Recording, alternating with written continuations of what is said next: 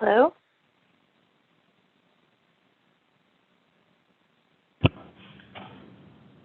Hello. It's 1 o'clock. My name is Joshua. I'm part of the EDGE team, and today we're having a conversation, more of a listening session, so the moderator can hear from you. We're going to begin with my colleague Alexandra. Hi, everyone.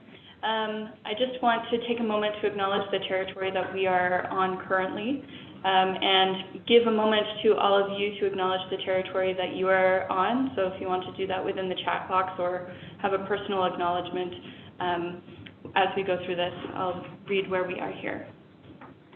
As we gather together, we acknowledge the sacred land. It's been the site of human activity for 15,000 years.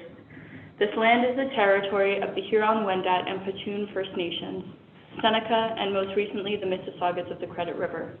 The territory was subject of the Dish with One Spoon Wampum Belt Covenant, an agreement between the Iroquois Confederacy and Confederacy of the Ojibwe and allied nations to peaceably share and care for the resources around the Great Lakes. Today, the meeting place of Toronto is still the home to many Indigenous people from across Turtle Island, and we are grateful to have the opportunity to gather in community on this territory. We are also mindful of broken covenants and the need to strive to make right with all of our relations. Thank you. Thank you, Alexandra. So we can do a little introduction of who's up here, and then we're going to open the floor for all of you to give your thoughts, ideas, questions, frustrations, queries. We ask that you mute yourself while you are not speaking, and then when you want to speak, unmute yourself, give your comment and question, and then remute yourself. Again, I'm Joshua. I work with EDGE Ministries. I run social innovation challenges. Essentially, I pair a church and a nonprofit, and we build a day of community learning so that people can build businesses with social purpose behind them. I would love to talk to you if you're interested in doing one in your community. Okay. And I'm Carla Leon with EDGE Ministries as well, and so Embracing the Spirit is with me, and anything that is innovative or special projects, I get to speak with you and hear about all your great ideas. And I'm Ruben Bott, currently the moderator of the United Church, and I'm actually really excited to be able to sit with my colleagues and to listen to what you have to say today. This is really a listening time for me, as has been the times that I've been able to be out in the wider church traveling, but I'm really excited about the fact that we're going to use the tech to be able to connect with one another today. I'm wondering if I can take 1 second to add on to our acknowledgement. I think it's really important that we remember that when we acknowledge the territory that we're on and acknowledge the people, that we recognize that this is actually a call to action for us. Every single time we say those words, they actually need to be words that say to us, so what am I going to do today? What am I going to do tomorrow for right relations on this land with the people of this place? Not just in Toronto, but where you are too. Thanks. So, why are we here? Oh, well, when you're in this building, I'm on the green team of CBRE, and they've shut down some of my green proposals based on writing relations to land. So I'm going to bring you to my next meeting. Okay. Okay. That's what, yeah. Jeez. Got a little echo. Someone, any first comments? I have witnesses for that.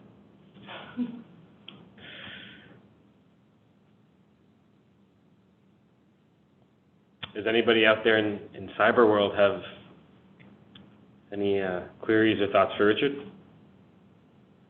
So I take it today is about where do we see the life of the church going? What kind of future are we looking at? What are the possibilities that people are seeing? Is that kind of the direction that we're hoping for? Or is it basically, hey folks, what do you got to say?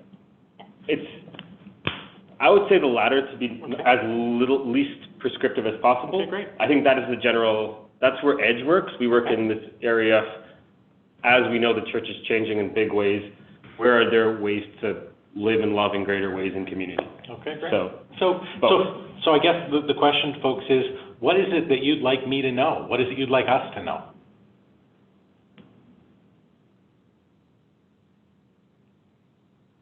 I see you, Ruben.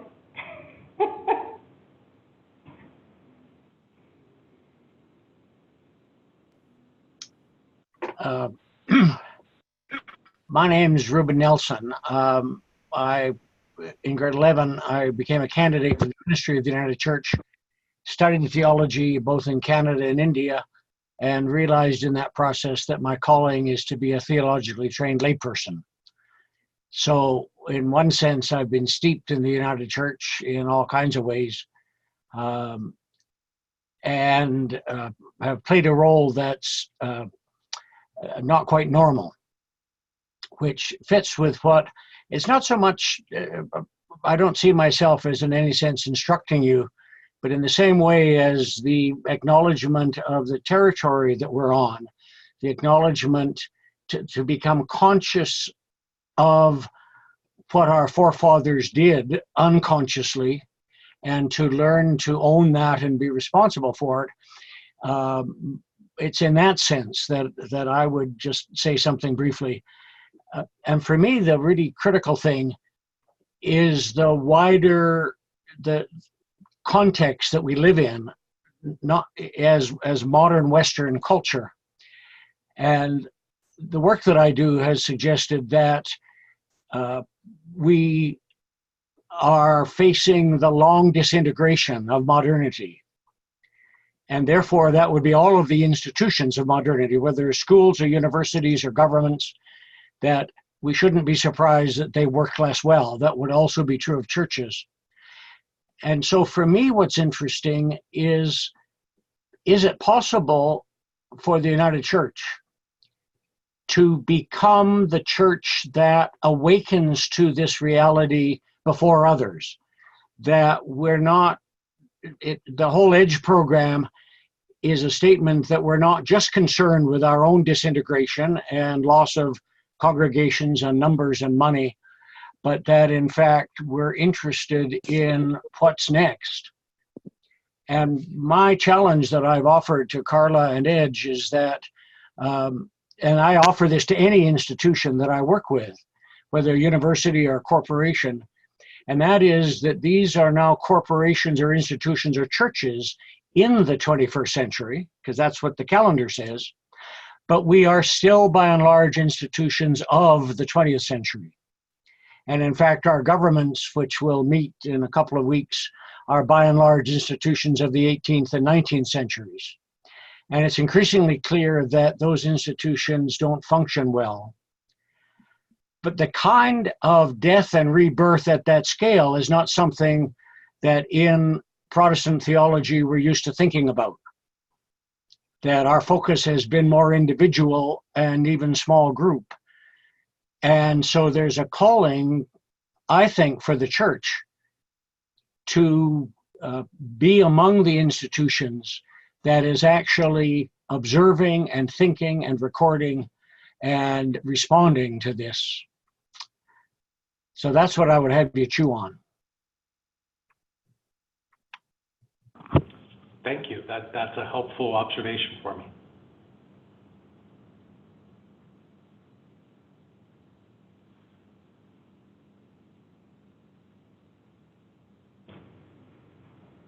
Any comments or responses to that, or other insights that kind of riffing off of that? I suppose you could say that I'll riff off of it. Hi, my name is Colleen, and I work with Community Innovation Hub, which is an initiative of EDGE, and I also just graduated from the United Theological College with my Master of Divinity. So I'm approved for my SME, but haven't quite started that process fully. And so I think that what I'm thinking about and what riffs off of what Ruben has just said is how we're training and equipping our leaders for the future. So if we're acknowledging that our institutions are not like they were before and are changing, and we're building new things, and we have to start with new ministries and new innovative ways forward, my sense is that we're not training people to do that. my training has been to work in an institutional church. Had to, so far, push really hard as part of my SME to be allowed to do innovative things. I've just accepted a position as a summer camp director for a United Church camp, and I'm really excited about it, but I don't know if that's going to jeopardize my SME and a possibility to be ordained. And it makes me weepy because I feel very passionate about what the United Church is doing, and I feel very passionate about the innovative work that EDGE is doing. But I also feel like to be able to do that work, I have to give up on being ordained. And that's really hard. You know, a system that's ready to work with it. And I don't know what this step forward is for that. But I do know that it really sucks to be having to push so hard all the time to be able to do a thing that the church says it wants to be doing. It hasn't been easy. So I guess that's what I have to say, is that we've had this really fantastic opportunity of changing how we're going to do vocational work. And it'd be really, I want to see how we can actually work with a new system of vocations to acknowledge that the vocation, that our calls look different now. Because right now we have a new system that's still trying to do the old thing. And that's not working.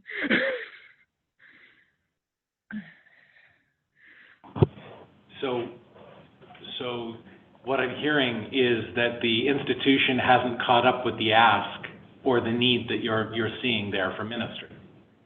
Yeah. Is that a nod? You're really little on the screen that I can see, so if you could say yes? Yeah. Okay, thank you. Thank you. That helps a lot. Thank you.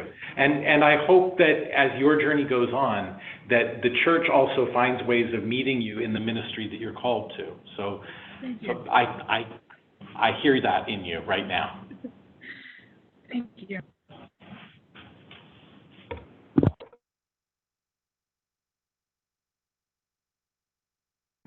Hi, it's Carol. I would just like to really support Colleen.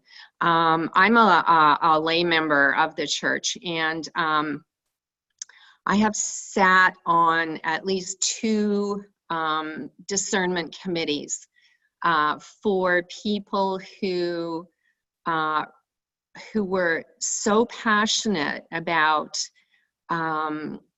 leading the church in ways other than the traditional congregational ministry streams. And it was heartbreaking for them to come to the understanding, sadly, that the church really did not have a way for them to enter into ordained or commissioned ministry in those ways.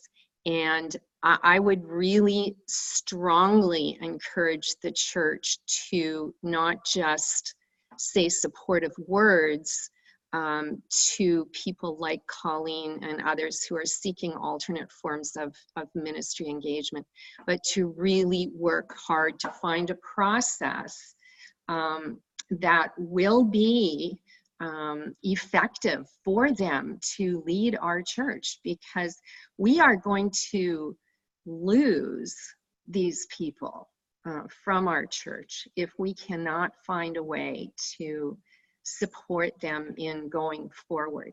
And I just see it as such an important thing. So I came mostly to listen today, so I'm just going to go back to listening, but and doing my knitting. So that's why I had my my camera off, because mostly I'm knitting and finishing my lunch and listening carefully to all of you. So thanks. Thank you for your comments about that. Thank you.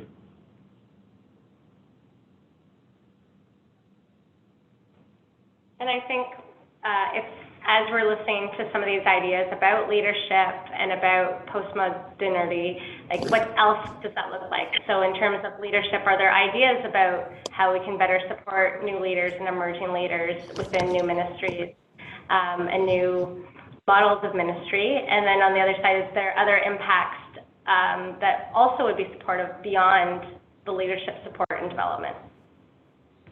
So we're definitely here to listen to ideas. We always say that we don't do things unless we hear it from the grassroots, from people.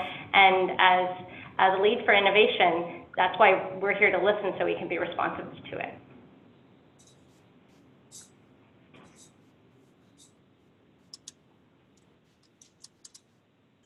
Yeah. So there's a message in the chat from Larry, and it says, in this day and age of mass communication in its infinite variety, it's ironic that it is so very hard to communicate effectively. What strategies might we dream up, both at the denominational level and at the community of faith level, to encourage and enable and equip us to share the immense benefits and blessings of a life of deepening faith? In my sermon yesterday, I said, it's a mystery to me that people don't know that places like this have what they're yearning for.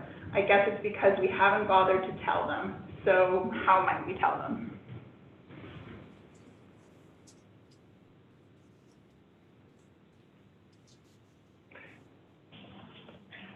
I think you've got a really important point there, Larry. We don't seem to be connecting with people except the people who are already a part of who we are and already have a sense of where we're at. From my experience has been that we tend to focus on Sunday morning and congregational space, and that could be anywhere between, say, 9 a.m. and 11 for an hour to an hour and 45 minutes, and we do similar things very close to one another. But we don't seem to get across to the wider community who we are and what we're about, or get a sense of how we can be supportive of where they are and what they're about. One of the places that I've been spending time lately, or wasting time lately, is with TikTok, which is a new social media platform, mostly for the, I'd guess, 11 to 30 crowd, and that it's like 30-second videos at most. I've been watching clergy actually beginning to introduce themselves and introducing some really interesting faith concepts in these tiny little videos and watching people connect. So I'm wondering if there are ways that we need to connect into platforms that are constantly emerging, that we don't easily connect into. I'd love to add on to that, in that I've been doing a lot of work with communities of faith, and the number one reason why they're nervous, and I'll use that word, nervous, or lack of confidence to communicate. So it's not that we don't have a great story. I mean, we have the best story. So it's often that we just are worried that society will actually not respond well to us. So we're terrified of the 2% who might not respond well. And so that means that we're not talking to the 98% that are craving the message that we have. Sure. So what I've been seeing is, and I'll give the example, is Mackay United Church. We were working with them, and I invited them the first gathering I had. I go, when's the last time you talked to your neighbor? And they actually talked to some of their renters, their partners, or people like store owners. And a couple of weeks later, they actually had new programs and new leaders popping up and new ways to have relationship with people. Friday night, they had hosted, after like lots of conversations that built on conversations, and they realized, hey, wait a minute, like people actually want to talk to us. And that momentum built so much that on Friday night, they hosted a night market. 700 people showed up from the beginning of just a simple one conversation, and it was the confidence that they learned. How do we communicate? and how do we have the confidence to tell that story again? I wonder if we have to become communities that are comfortable with failure and comfortable with the fact that failure is inevitable, and failure is not a bad thing, that it's something that we constantly can be learning from once we get past that, oh God, it didn't work. But what did you learn? Yeah, exactly. And what can we do next out of what came out of that? So, Sure. Yeah. So how do we as communities of faith and other ministries become learning communities in that as well? I know. Go ahead. Whoever's speaking should go ahead. Okay, I'll go. I know that in tech spaces, folks do things that they call, screw up nights, except it's not screw, where they talk about like their big failures. Like they get together, like a bunch of people get together for a drink and talk about like their big failure and what they learned from it. And I'm like, we need to be hosting this all the time. And like, because it makes people more comfortable with that. And I want to do it sometime. I just have to find the right space and community for it. Because I think it would be to talk about, experimenting with failure, experimenting and failure. I think that's a really cool normalize it. I think something that comes up for me there is that one thing that faith communities are very uniquely poised to do is hold grief together. And failure is essentially a grief. It's like, I did this thing and I put myself out there and now it didn't work out. I'm grieving that loss of what I wanted it to be, that aspiration. And something that's unique, no matter what, people come to faith communities to hold grief collectively. Funerals are the perfect example. That's something that I think that the society needs to give ministers and people who hold that collectively. You have 300 people and one person is holding and channeling that for everyone. That's remarkable. So that's a kind of screw up story. We're not screwed, that's the redemption, that's the resurrection. If I may, in Montreal, there's what it's called, they call it an event, they call it the Fell Camp. It's mostly driven by the business community, but open to every walk of life. And basically for 2 days, everybody talk about how they fail, regardless, business, personal, things like that.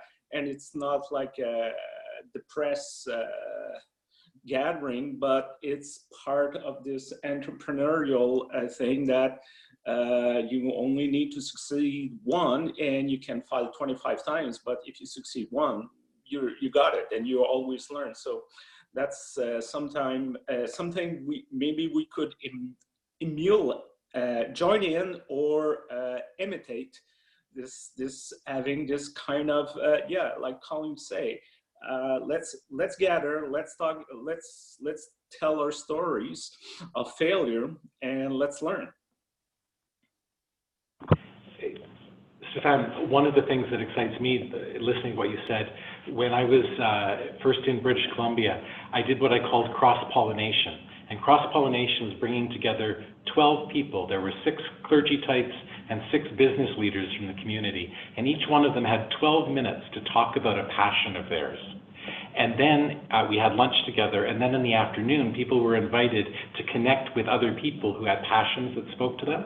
And this bringing together of community leadership and congregational leadership was really exciting. People started riffing off of each other and realizing that the clergy types weren't as different in what they were doing than the community leadership. It's just that they were doing it with this God focus and this Jesus focus attached to that.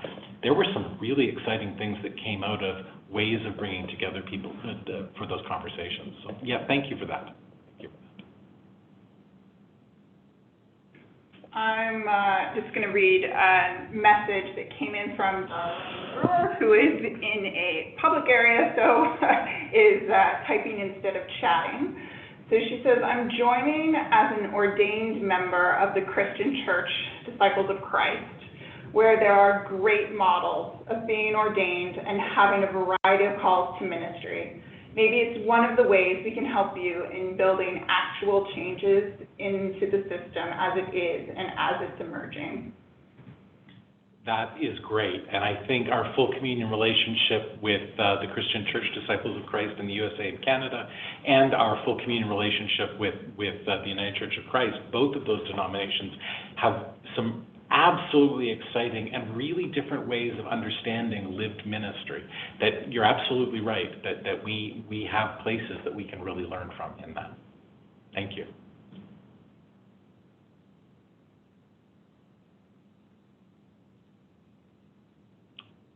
My name is Gord Waldy. No, my screen says St. Paul's because I'm using church computer. One of the things I find is that, because we actually had to talk about risk at our board meeting last, I'll say June. Might have been June, might have been May. And all the congregation, all the people there said, but we take a lot of risks. And they're taking none. Because and as part of it, for me, at least in this context, is it boiled down to that fear. And yesterday, those of us who read lectionary are privileged to have Isaiah's beautiful vision of the new heaven and the new earth, and then Luke saying, oh, and in order to get there, there's going to be hell to pay, which made for a really interesting combination. My reader stood up and said, how is Gord ever going to get these two to work together? No pressure, though. How do we get people to move past the fear into the hope? Because that's what I find in many congregations around the church, conversations I have around the church, is that people, the risk of fear is that fear of change, that fear of not knowing what's going to come. And so we try to recreate what already worked before.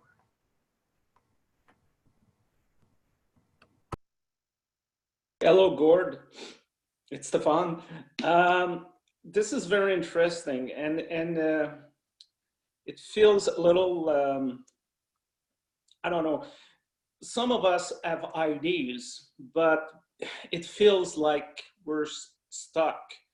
And there's in our congregation, for example, I'm starting to be tired to work in congregation as if we were in 1980s, giving money in envelopes. Who carry cash anymore? That's the question I keep asking. And people say, oh, they can write checks. Like, oh yeah, there's a lot of people under 40 that still have checks. Yes, sure. And then people complaining, oh, we cannot reach younger generation. And then you put this in their face and they're not necessarily interested to move. So there's this sometime of paralysis, this fear, this inertia. And sometimes as clergy or as lay leaders, we're stuck in it. Yes, of course, we can change congregation, but that's easier said than done. And we need to feed our families. So it's I don't know. I haven't seen a way forward in all of this. So it resonates with me also, this fear of risk, this fear of change, this feeling that we're circling the wagon and we will protect what we have. And so wondering if other people have reflection to offer about that. Yeah, so we just did a big survey for all Embracing the Spirit grant recipients, and one of the questions was, do you feel new life from experimenting? Like from trying a new initiative, have you found new life?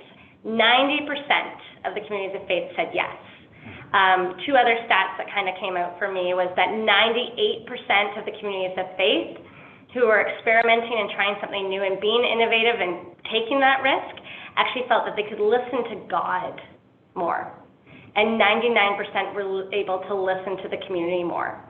So when I look at like those numbers of 90% plus being able to listen more and to feel new hope because of innovating, but the numbers I think that are great. I can tell you the numbers, but I would invite someone on the line right now who has experimented and who has experienced new life in their community of faith to tell the story now. If you're on the line, I'm hopeful. I have faith there's someone out there.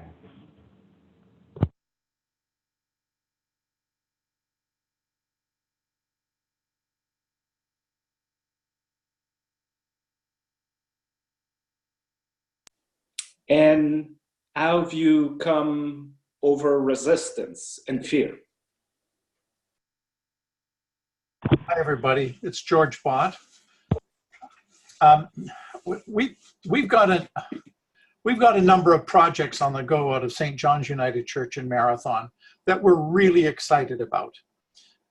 And part of it, Stefan, is a response to the query that you made about fear and risk. Our observation was that there were, within the cluster of churches we work, there's old age. That's one of the significant factors that we deal with. In one of our churches, the average age is 86. They live in constant fear of technology. And there's an incredible reluctance for them to not participate in some of the things that we're trying to offer them. However, what we tend to do is we go into the community and spend time with them. That's where I'm going to be all afternoon tomorrow, doing a workshop on making better use of technology, so that they build up a comfort level with the projects that we're working on. The first one that we put out there was what we call the Online Licensed Lay Worship Leader Training Program. It's a standalone program now that was initiated out of St. John's. It's completely technologically based. United in Learning hosts the program. It's all done online. You don't have to travel anywhere to become an online or a licensed lay worship leader and get the training for that. But you have to develop a comfort with technology, and we seem to have found a way to get around the fear of doing that. So we have people who are in their middle to late 20s all the way up into their 80s taking this program from us. We're in our 4th year of operation. We have 56 people registered in the program at this moment. We have another project that we're working on at the same time, concurrent to that. One says, here's a way to help yourselves. Take this training and still be the church. Worship in the way you are used to. The second part is to say, while you're doing that, here are some resources that you might want to use. You need technology to access them.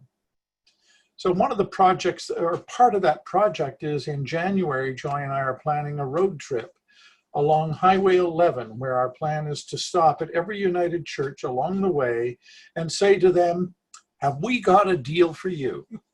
Let us show a way that you can continue to worship even though you have no one here who's comfortable writing liturgy, developing sermons. You need a little bit of technological background though. Let us show you. Yeah. And so we are going to bring the technology, the simple technology they need, and show them what they can do. It's in the showing that the fear disappears. It's in saying, okay, I've shown you, now you try it. But what I hear in this conversation is, where did that idea come from? And it came from you and I. Do you know, like, yeah. When we talk to our board about dreaming, when we talk to our congregation about dreaming, where should we be going? What should we do next? I'm hearing exactly the same thing that all of you are hearing. And I mean, it goes right back to, I really felt for Colleen because I was in on the transition to the region. And I can remember the 3 of us who happened to be from our presbytery saying to the region, why are we going back and saying, what did we do before? You know, and let's write it down as all the committees we should have. That was immediately where they were going. And we were saying, no, this is our chance to dream a little bit and choose to do something that's different and try it. I mean, it's always You can always fix it later if you mess up. Yeah. That's not a big deal.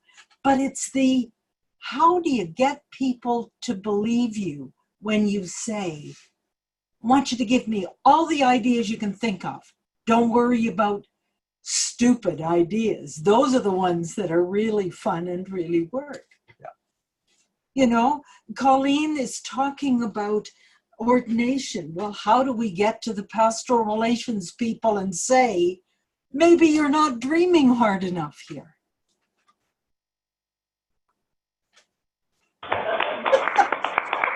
Are we a little passionate with what we say or what? Now that you get some bots in this part of the country. It's interesting for me to see the two of you on here because, well, I get to hear from you regularly. So I'm glad you're on talking about these things. And a comment was made here. There are some great quotes there. Type those down. Well, go ahead, Rick. Well, I guess part of the question I heard with Stefan is, how do we overcome that inertia, that sense that it's not doable? How do we overcome with I mean, church boards, in my experience, are inherently small c conservative. They are inherent in so many ways of wanting to take care of what's here. How do we help people to get into that place of saying, okay, yeah, we need to take care of what's here, but that's not enough. Our mission, our ministry is actually to celebrate wider and wider. How do we help people to get into that dream, to get into that place of wondering and hoping and acting on that wonder and hope? It's a well-framed question. And that's for anybody here. If I may, one of the responses, my experience is there's no single response that appeals to everybody. We're just too different in our personality types and experience and background. But one of the things that gives large numbers of people comfort is to actually set the conversation in a different cultural story.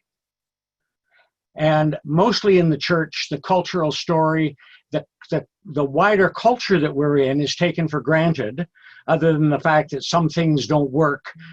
So we shun certain people and ignore others.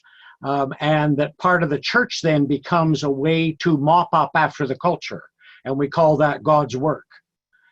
As a church, we haven't wrestled with the wider culture we're in since the Reformation in a really serious way. And in the Reformation, we did that enough that we helped shape the culture going forward. So we in the church bear responsibility for modernity that we're beginning to realize is now killing us. But that also says that we in the church can actually have more influence if we learn to play at multiple scales. So one of the images I use is nested fractals, because the shape of a fractal is the same at every scale, but they're nested from individual through congregations to the whole culture. And so when you talk about fear and whatnot, let me use the example of my province, that Alberta is anxious at the moment to the point of being destructive. In other words, it is so anxious and self-absorbed that the risks to Canada aren't even on its radar, any more than the risks to the United Kingdom are on the radar of the English who've been supporting Brexit. They may get their Brexit and destroy the United Kingdom. That story's still in play, we don't know. My point is that the church, in a sense, is no worse than any other institution that we're in, but we don't know how to tell that wider story. So the issue is not just how do I help the people in front of me. Part of their problem is they live in a culture where literally hundreds of millions of dollars are spent every day in advertising and every other way to convince them that the way forward is, in fact, to improve what we've got. That's what this culture is devoted to. The whole sustainability exercise is to make sure modernity goes on forever. And we ignore the growing research that says, I'm sorry, modernity is in decline, and there's not a damn thing you can do about it. And so if you're frightened now and want to hold on to things, just wait. Alberta is a good example of that. If the whole country gets to that, and do we as a church have anything to say to Albertans? So far, we're absolutely silent. And we've got nothing to add. There's no contribution in the sense of what, in fact, is a preoccupying conversation. So my appeal is to learn to set these things at multiple scales. And we don't know how to do that. So let me just make one quick suggestion. And that is, if you actually asked within the United Church of Canada, both clergy and lay people, are there people who, if the national church wanted to sponsor a Zoom-based conversation, a kind of ad hoc task force, to try to make reliable sense on behalf of the church and Canadians to say, what the hell's going on in history right now that we need to pay attention to? I know that there are people who would put their hand up and say, I want to be part of that. And they would be right across the country, and some would be ordained and others not. There's even folks who have fallen away from the United Church who would grasp onto that in a minute. It's at that scale that we have no imagination at all. And which is not to condemn what we're doing, but it is to say that when the big tides of history move, if you don't have any feel for them, you just get swept aside. Thank you. Thank you.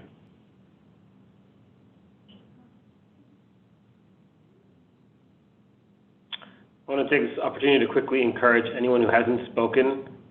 If you have an inkling, a thought, if you want to flesh it out, please join us. We'd love to hear from you. And that can either be by voice or in the chat box, Absolutely. Whichever you're more comfortable with. Sharon can read it out for us, yeah.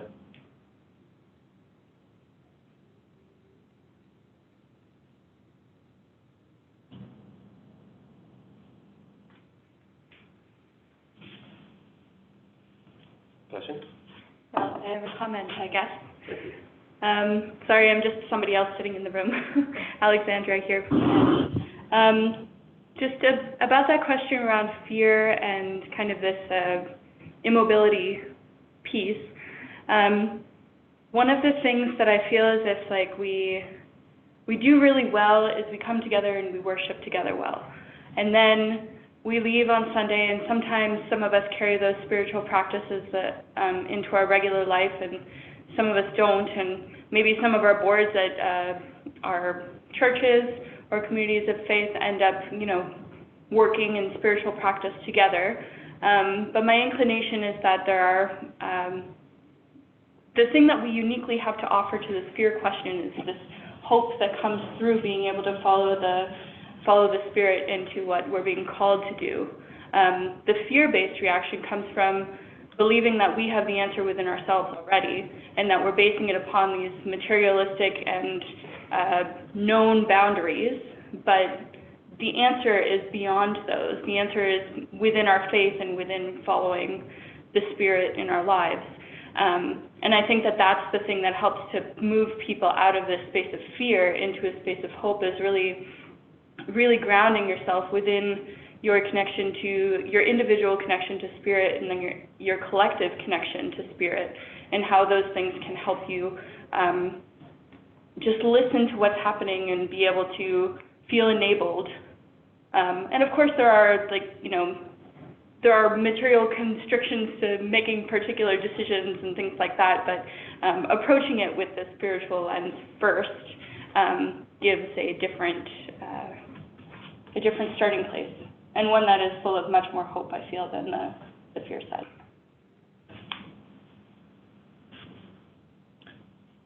I just want to say I appreciate that you said that is uniquely our space to bring, because I think that's really true. And sometimes as churches, we forget that we are carrying with us the sense of the divine, whatever language we want to use for that, but we're carrying with us the presence of the divine, and coming out of that. And as in a Christian context, that sense of the divine as it's mediated or related through Jesus. I mean, we do that. So how does that change the world? Yeah, thank you. Thank you.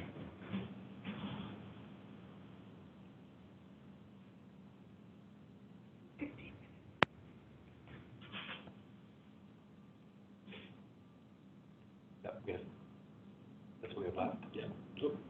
Can I comment? I know I already spoke once, but Richard, I met you many years ago at one of the more franchises than Tim Hortons conferences at Emmanuel College. And one of the things that I remembered you saying at that time was that you had a practice that you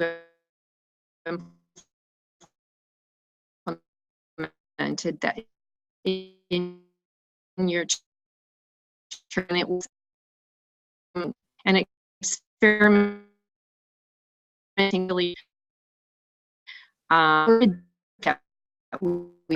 but that's experiment because that has a more temporary kind of feel to it, I think, for people, and you don't have to get everything 100% right.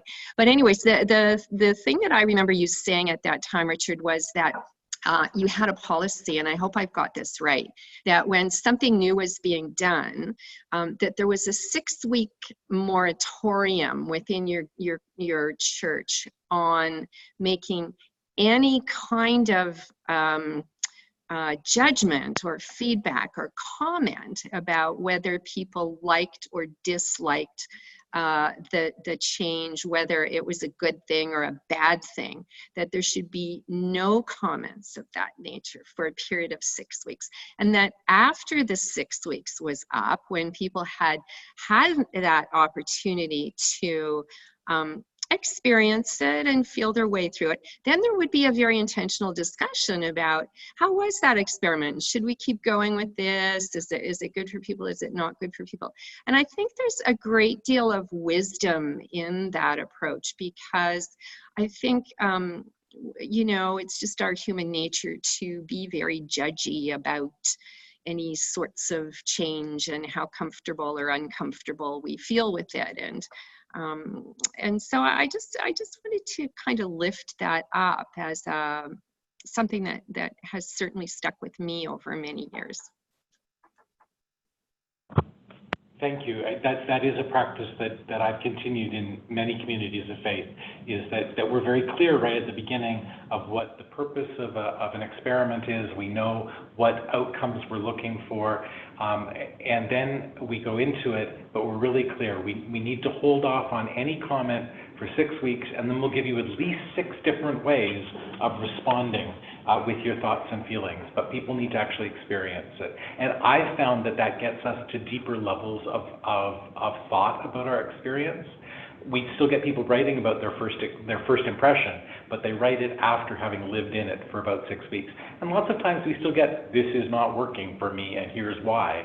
But we get that with a sense of depth, and that's been helpful for me. So thank you for reminding me.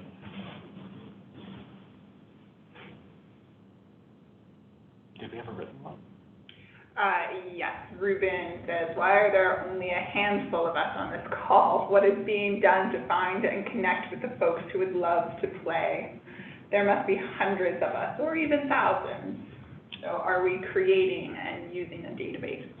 On this call right here, one thing that came up, Ruben, thanks for that, was that it's a daytime call. Every Monday at 1 p.m., we host the Embracing the Spirit Fellowship call. I encourage all of you to come.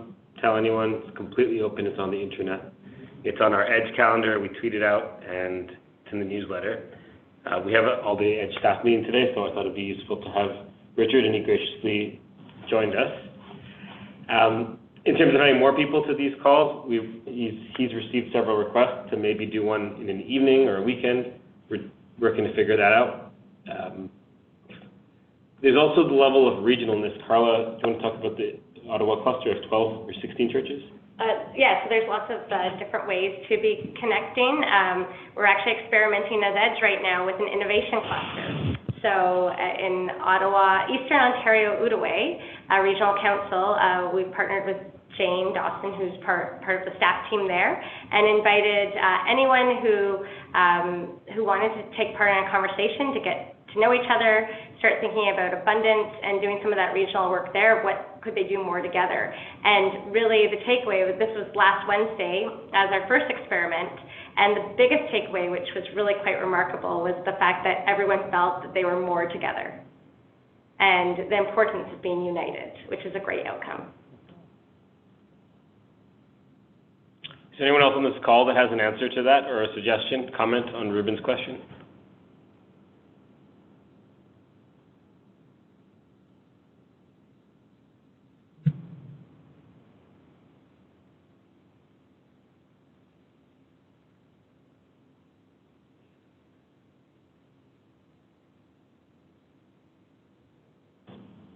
How many people do we have here today? 16 people. Sure, and this will be recorded, and we'll share the recording as well. Some of it, I think, comes down to the communication piece that Larry brought up earlier, is that a lot of these things, I mean, I only happened to see it float past my Facebook feed this morning. Otherwise, I wouldn't even have known it existed. So I think that's part of the issue as well.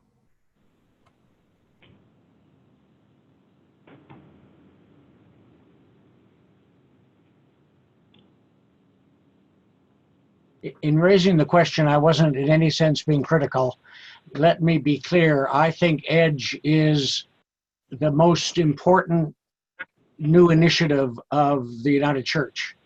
It's an explicit commitment. I mean, back to my comparison with other institutions, the fact that the United Church of Canada is putting money and time and effort into the possibility of learning things that may help it reinvent itself is huge, is terribly significant.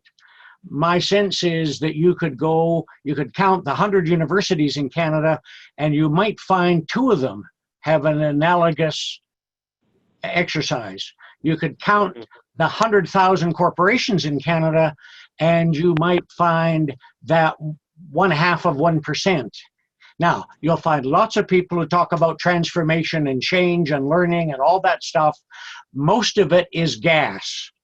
That none of them are serious about actually changing the institution enough so that it crawls out of this cultural skin it's inherited.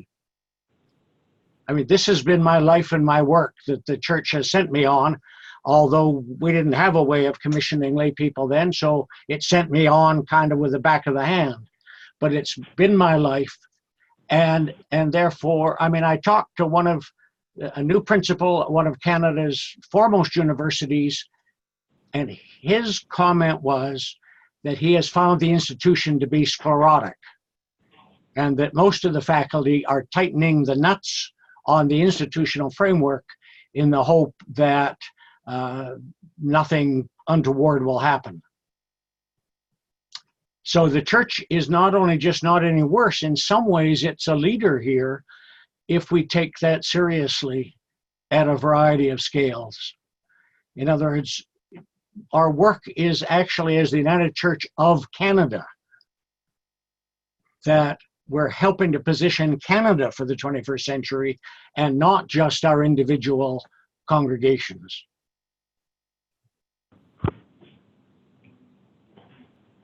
Thank you, Ruben. Thank you. Insightful.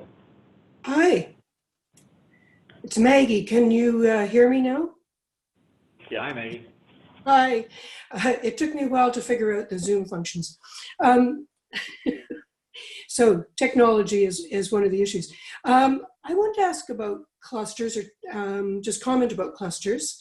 Clusters, that I work in a place where there's 6 United Churches in an area which is frankly too small to sustain them. But we're trying to put a cluster together, and there really seems to be a great difference in understanding about what the clusters are supposed to be for. And so there are those who believe that clusters are purely the responsibility of the clergy, and that only clergy should be involved, and others who feel that the congregations need to be involved in creating relationship. And those are, that's really stymied our attempt to form an active cluster. And I'm just wondering if you do have any input from across the country about how that's perceived, how are clusters expected to function? We don't need financial support, really. We do need perhaps just some clarity on expectation.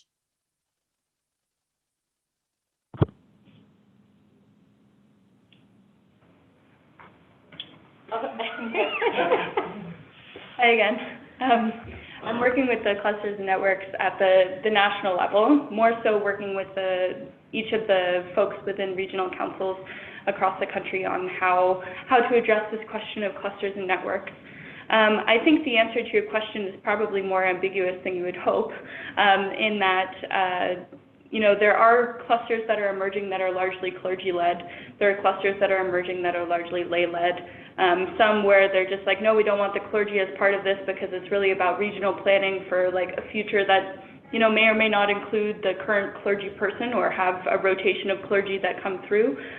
Some of them are more around collegial support and making sure that each of the people who are acting as clergy or licensed lay worship leaders in a particular area have a sounding board of a place to come to and feel supported in their leadership roles. So it really is a mixed bag.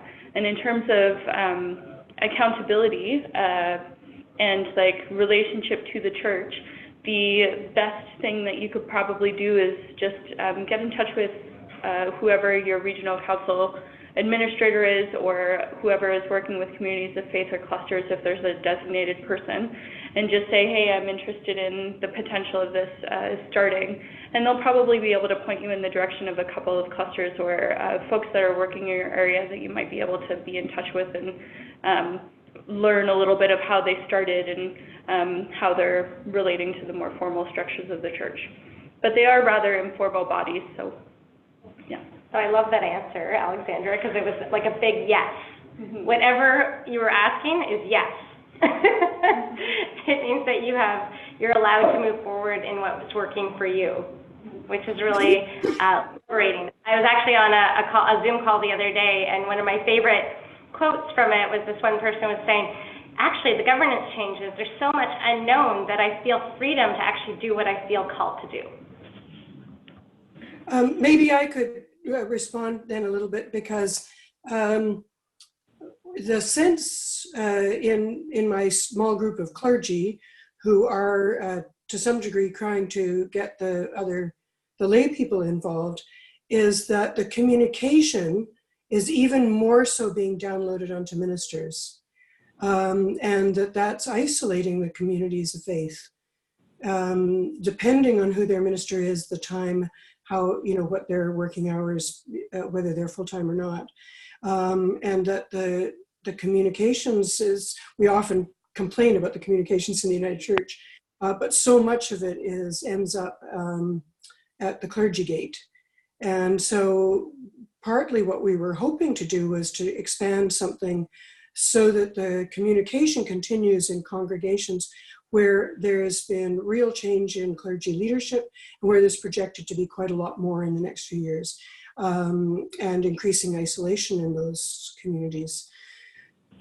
So just to comment on the fact that the clergy downloading communication again to the clergy has problems and a lot of added stress, and makes the clergy person the point, the front man, for policies, for information, for connection in ways that are sometimes unhealthy.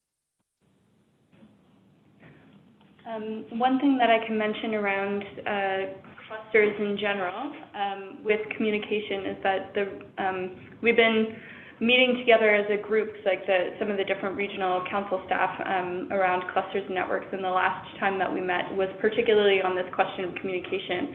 and communicating events and gatherings and how we can do that within our within the regions, as well as just to let people know that a cluster might exist or a network might exist, and that an event invitation is made available. And in Shining Waters has a great example of they've created